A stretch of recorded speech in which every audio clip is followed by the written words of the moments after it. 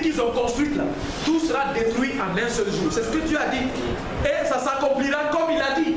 Donc nous on est patients, on ne s'inquiète pas. Elle est assise en reine et dit je ne suis pas veuve. Mais il dit en un seul jour, tout ça, ça va t'arriver. Un seul jour. Comme ça a été pour la tour de Babel. Un seul jour. Tout va se mettre en ruine et ça sera une perte inutile. C'est pourquoi nous devons fuir de tout ça, frère. Ne touchez pas à ce qui est impur. Parce que Babylone sera jugée. Les plaies vont tomber, les fléaux vont tomber sur elle. Pour que nous n'ayons pas de part à ces fléaux, Dieu nous dit, sortez du milieu d'elle et séparez-vous. Frère, il faut que ce soit catégorique dans ta vie. Le Seigneur dit, je ne suis pas venu apporter la paix, je suis venu jeter l'épée. C'est une épée de séparation. Et chacun aura pour ennemi les gens de sa maison. Et Jacques le dit ici, frère, si tu veux que les gens du monde t'aiment, parce que eux, c'est la religion du monde. Si tu veux que quand ils font leur fête, on dit tu es un bon voisin, tu es obligé de faire des compromis avec le Seigneur Jésus. Parce que Jésus n'ira pas avec toi pour t'asseoir manger trucs de première communion et trucs de quoi. Jésus n'est pas avec toi là-bas. Jamais. Parce que ce sont des abominations aux yeux du Seigneur. Puis ce n'est pas biblique. Quelle joie toi tu as à avoir avec eux là-bas.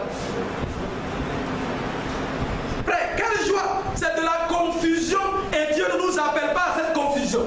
Et je vous interpelle ce matin encore, frère. Dans le livre de Daniel, il y a une parole qui a été dite. Le Seigneur a parlé du fait qu'il y avait des gens qu'on appelle les traîtres de l'alliance. Il faut que nous fassions beaucoup. Attention, parmi les juifs, il y a eu des gens comme ça qui ont trahi l'alliance, qui ont fait des compromis avec les adversaires. Il y a toujours eu des gens comme ça, frère. Vous savez, même en Israël, ceux qui étaient là-bas, pendant que le peuple souffrait là, parmi eux, il y avait des gens qui collaboraient avec Pharaon. Il y a toujours eu des gens comme ça. Pour avoir des faveurs de Pharaon et dominer sur le peuple. Il y a toujours eu des gens comme ça. Mais leur part est ici, n'est-ce pas?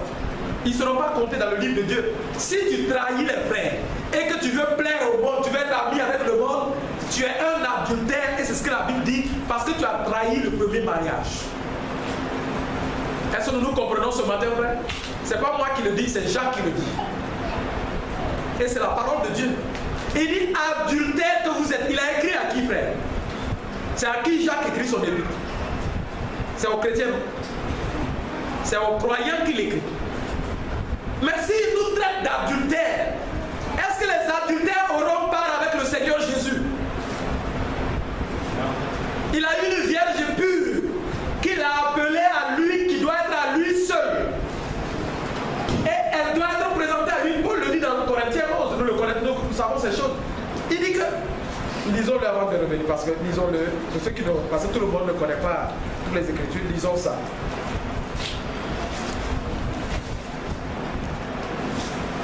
2 Corinthiens 11.